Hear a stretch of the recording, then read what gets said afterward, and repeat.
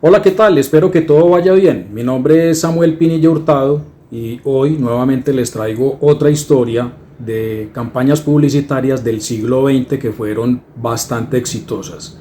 En esta ocasión se trata de la campaña de publicidad Marlboro Man, diseñada por la agencia de publicidad Leo Burnett para la marca Philip Morris, campaña que empezó en el año 1954 y que terminó en el año 1999.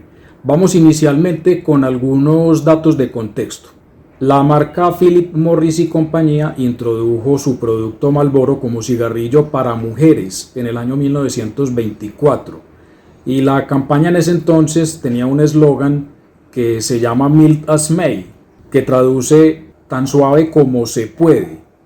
Ya en los años 30 llegó el filtro para los cigarrillos. El fin era tener una banda roja impresa a su alrededor en la esquina por donde se aspira el cigarrillo para ocultar las manchas de lápiz labial de las mujeres, y a ese tema lo llamaban Beauty Tips to Keep the Paper from Your Lips, que traducido al español dice consejos de belleza para mantener el papel alejado de tus labios. Y bueno, ya comenzando los años 50 aparece en los Estados Unidos un estudio en donde se relaciona el hábito de fumar con el cáncer de pulmón, y en ese preciso momento es que Marlboro empieza a pensar en una idea de vender el producto pero ya para hombres, o sea, dirigido a un mercado masculino, varonil, de tal manera que se pudiera dejar atrás los cigarrillos sin filtro, porque el filtro en ese entonces pues era considerado muy femenino. Y es entonces el momento en el que Philip Morris contrata a la agencia de publicidad Leo Burnett Company Inc. Pues les cuento que Leo Burnett, su socio mayor y el dueño prácticamente de toda la agencia, fue bastante conocido en esa época por haber creado un movimiento llamado Movimiento Chicago School, que hace referencia a campañas de publicidad que mientras más tiempo duren, con una misma imagen, con una misma personalidad, pues más posicionamiento va a lograr la marca. Ese movimiento Chicago School obviamente es el que va a usar para la campaña publicitaria que está dirigida a Marlboro. Y como ya lo sabemos, pues la campaña comienza a publicarse en los Estados Unidos en el año 1954. Pero increíblemente el Marlboro Man todavía no había nacido. Es una campaña que va dirigida para todo tipo de públicos, eso sí, del país de Estados Unidos, desde la costa atlántica hasta la costa pacífica. Por lo tanto, en esos anuncios se pueden ver personas como por ejemplo atletas, ejecutivos, deportistas, y obviamente se ve también el vaquero norteamericano.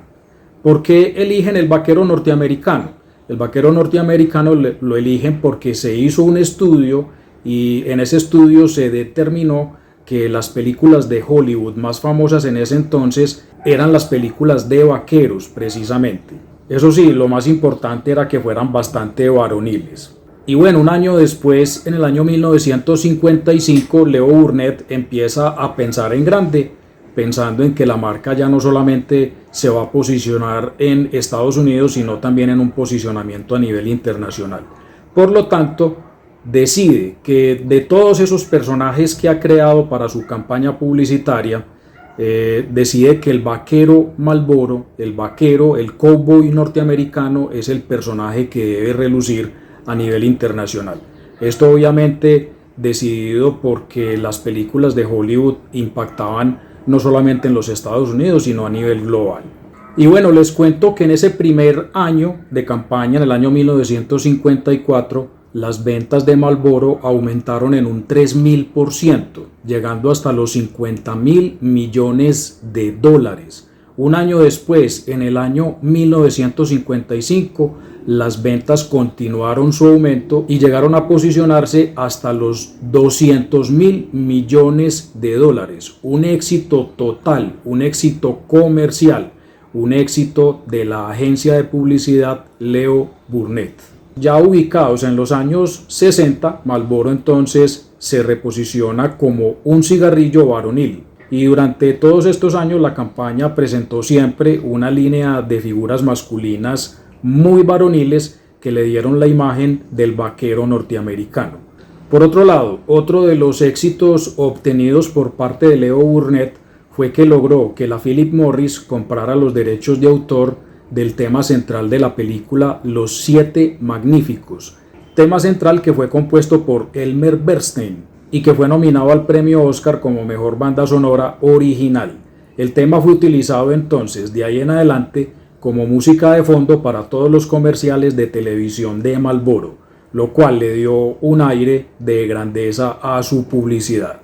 Y bueno, ya para terminar, y como dato bastante curioso, les cuento que 4 de los modelos de los anuncios de Marlboro murieron por cáncer de pulmón. Ellos son David Millar, Wayne McLaren, David McLean y Dick Hammer. Y además otra de las figuras de sus anuncios, Eric Lawson, también murió a causa de una obstrucción pulmonar crónica, por lo que la marca se ganó entonces un apodo bastante negativo llamado Cowboy Killers, o sea, asesino de vaqueros. Bueno, ahí les dejo entonces toda esta historia que tiene que ver con una de las campañas más famosas y más exitosas de todo el siglo XX, la campaña de Marlboro Man. Espero que esta historia les haya gustado. Nos vemos en otra próxima oportunidad. Chao.